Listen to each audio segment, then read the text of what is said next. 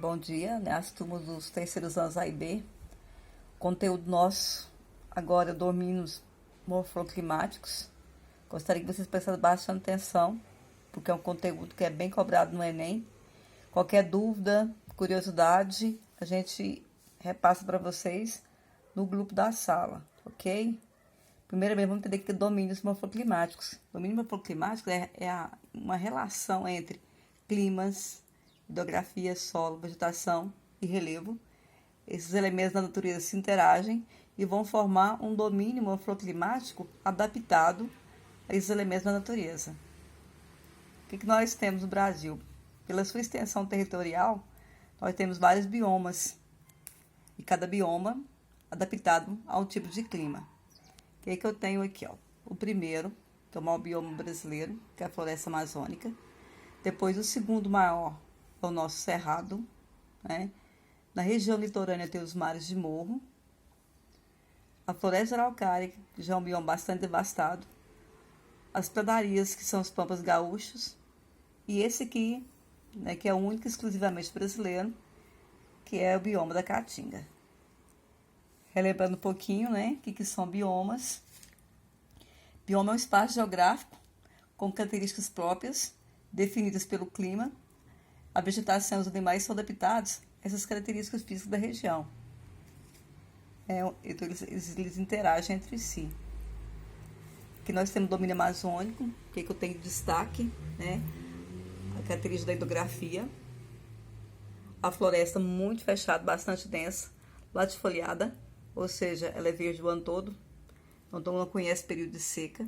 As árvores são de grande porte, que faz com que as pequenas mudas tenham um crescimento bastante rápido para atingir a luz solar, para fazer fotossíntese.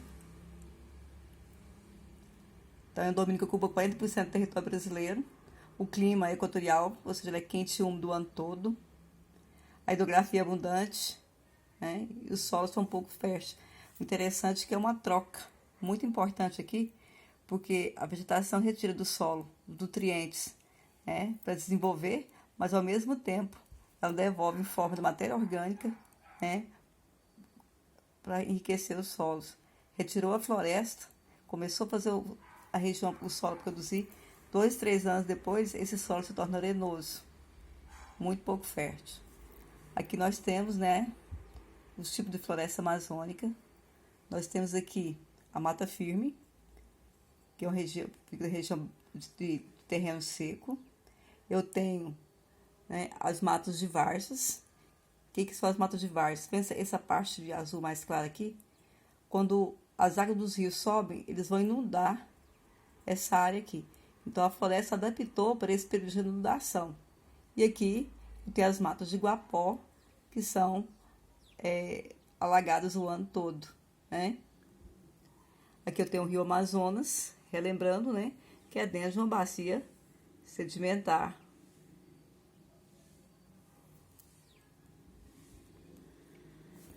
Aqui eu tenho uma foto, né, em Igarapé, a mata de guapó, constantemente alagada.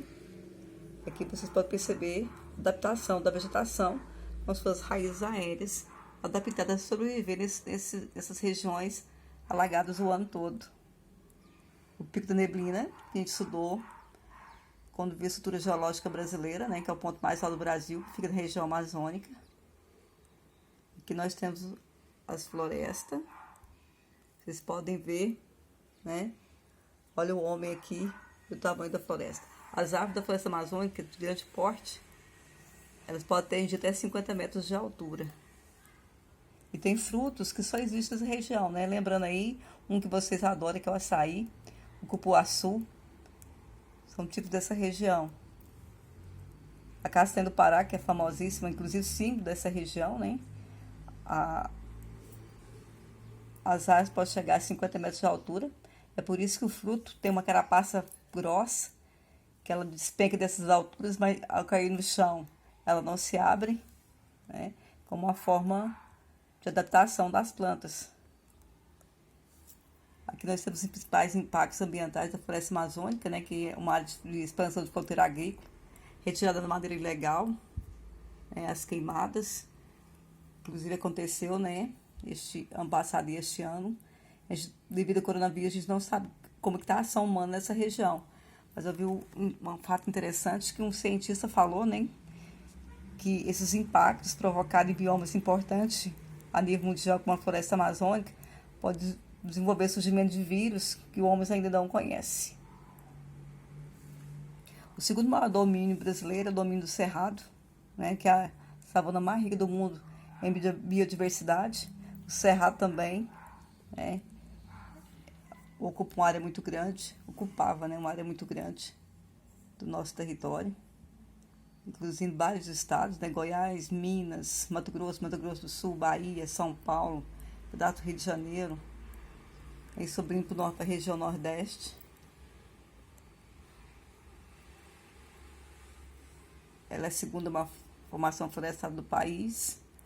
As árvores são adaptadas ao clima, né? As árvores são de galhos retorcidos, casca grossa. A casca grossa é adaptação da vegetação às queimadas, que já existiam muito antes do ser humano chegar nessa região. O que acontece? O fogo vem, queima aquela cortiça seca, mas não mata a árvore. As raízes são bastante profundas, porque o solo do cerrado ele é muito profundo, então a raiz é perpendicular. Ela cresce, né, muito rápido para baixo. É o que nós chamamos de floresta invertida. Enquanto a floresta amazônica ela é exuberante para fora, o cerrado ele é imenso para baixo, né? As raízes são imensas, como uma forma de adaptação da planta para buscar água nos lençóis freáticos mais baixos, para ela não morrer no período de seca.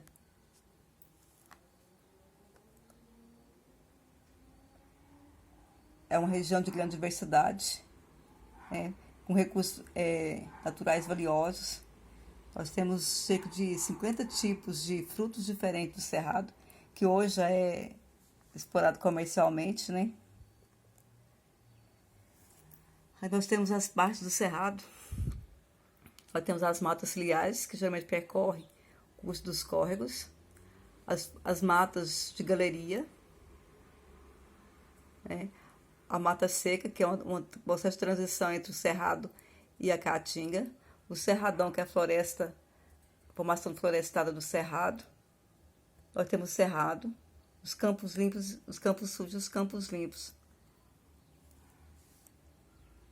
Aqui não fala, mas nós temos também o cerrado rupestre. Nós temos as formações savânicas.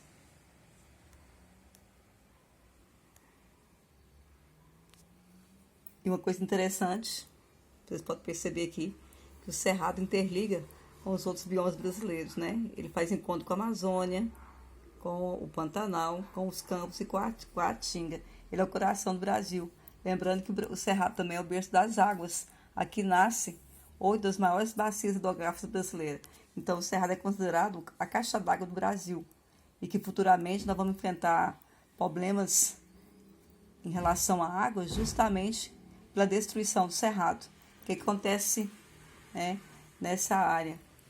As raízes, as gramíneas, por baixo do solo, ele forma uma espécie de esponja, né? Aí quando chove, ela vai absorver rapidamente essa água da chuva, que vai, né, para os lençóis freáticos e que vão abastecer as nascentes. Quando eu tiro o cerrado, essas raízes são destruídas e essa camada de esponja é destruída. Então, o que acontece? Vem a chuva, ao invés da água infiltrar rapidamente no solo para abastecer o lençol freático, ela vai escoar. É o que está acontecendo, a morte, né, de várias nascentes de córregos no cerrado, inclusive na nossa região. Aí nós temos as matas ciliares, né, que é muito importante no âmbito de curso d'água. Por lei, vocês sabem que é contra a lei você desmatar 30 metros dessas áreas, mas conhecendo a realidade brasileira, a maioria não respeita. Agora nós vamos conhecer o domínio da Caatinga, né, que é o único e exclusivamente bioma que só existe no Brasil. É uma vegetação adaptada ao clima seco, a ficar longos períodos sem chuva, né, formado por cactáceas, cheio de espinhos, uma forma que a planta adaptou para não transpirar e perder água, né, Nós temos um grande importante rio, que vamos mostrar mais para frente, que é o Rio São Francisco. Ele é perene, ou seja, ele não seca, né?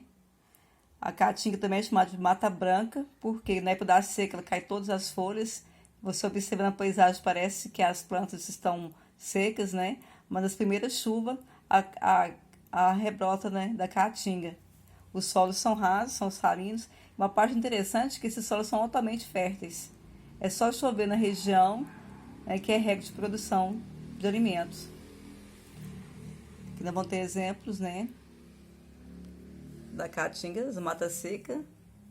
Observando que está tudo seco, né, e inclusive é cheio de espinho. Os cactos. Palmeiras, que é utilizada, né, para tratar do gado no período de seca pelo sertanejo, né? Ela significa Mata Branca, que é um sistema habitualmente exclusivo brasileiro, né? A extensão territorial é de 74.478 quilômetros. E com o desmatamento da Caatinga, está surgindo uma área desértica, né, no nosso país, porque é muito difícil, de forma natural, ele se recuperar. As chuvas ocorrem no início do ano, né? E o poder de recuperação da caatinga é muito rápido. É que nem o cerrado. No mês de setembro, mês de outubro, você vai nas fazendas, né? E observa o cerrado. Parece que as árvores estão todas mortas, sem folha, tudo seco, né? Aí nas primeiras chuvas, as chamadas chuvas criadeiras, há a brotação das folhas, né? E fica tudo verde em vários tons de verde muito bonito. Aqui nós vamos ter o domínio do mar de morro, que está relacionado, né, com os tipos de relevos mameolar da região sudeste. É uma vegetação também do clima com distribuição de chuva mais bem distribuído durante o ano, né? O clima tropical de altitude, que vai influenciar aí, são as massas polar e a massa tropical atlântica, né? O relevo são as serras, né, os morros ondulados, as áreas serranas. A bacia do Paraná, que é a segunda maior bacia hidrográfica, é dessa região. E nós temos como vegetação a Mata Atlântica, que o que sobrou delas foi apenas 5% da área total. É uma foto da paisagem, né, muito bonita. Paisagem, o relevo bastante ondulado. A biodiversidade da Mata Atlântica é riquíssima, né? Inclusive 250 tipos de orquídeas diferentes nessa região. É um bioma que sofreu muita ação humana, porque ali começou o processo de colonização, né, do país, a exploração do pau-brasil, depois veio o ciclo da cana-de-açúcar, e é onde estão as áreas mais urbanizadas. É por isso que esse bioma é muito devastado. O que sobrou são áreas de parques com preservação ambiental, mas mesmo assim ainda há exploração ilegal de madeira nessas áreas. Domínio da araucária, que é único exclusivamente na região sul do Brasil. O clima é subtropical, já é um processo de transição entre o clima tropical para a região temperada, né? Os solos são diversificados e calcula-se que, infelizmente, né, só resta 5% da região dos espinheiros seja preservada, porque foi a retirada das árvores para a produção de móveis e papel e também a agropecuária são os fatores de devastação desse bioma. Depois nós temos aqui o domínio de pradaria, né? São os pampas gaúchos, predomínio de arbustos e herbáceas, né? Capim. É uma área propícia para a criação de animais.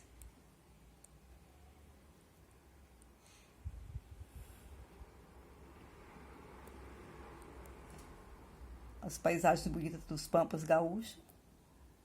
E nós vamos ter as faixas de transição. Que são as faixas de transição?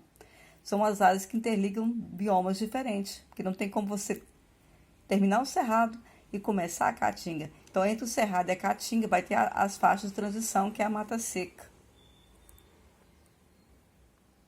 Que vão ser essas áreas aqui, ó. Entre a caatinga e a floresta amazônica, eu vou ter a mata dos cocais. Entre o cerrado e a caatinga, eu vou ter a mata seca.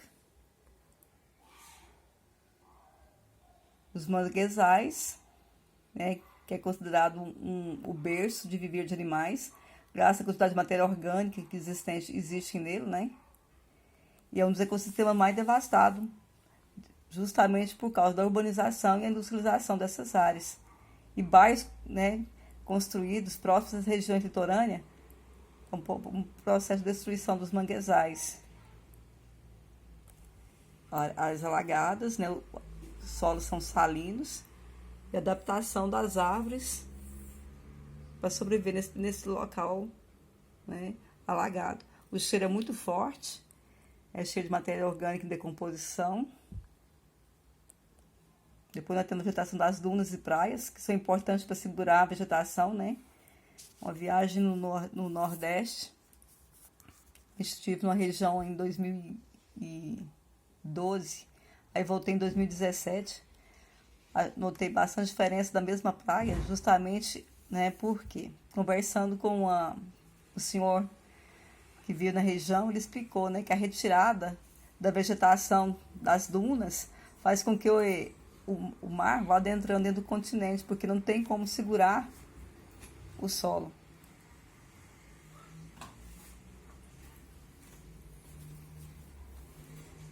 A invasão urbana dos mangues, a questão do lixo.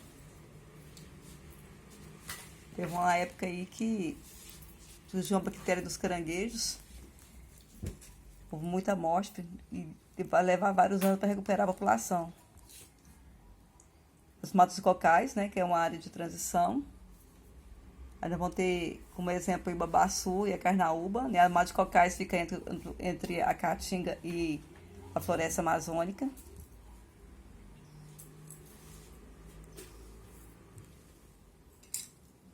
O Pantanal, que é uma mistura de Cerrado, Mata Atlântica e floresta amazônica, que está devastando o Pantanal e a pecuária e a existência de monoculturas. Lembrando que o Pantanal é a maior planície alagada do planeta e é preservado pela Unesco, reconhecido pela Unesco como Patrimônio da Humanidade.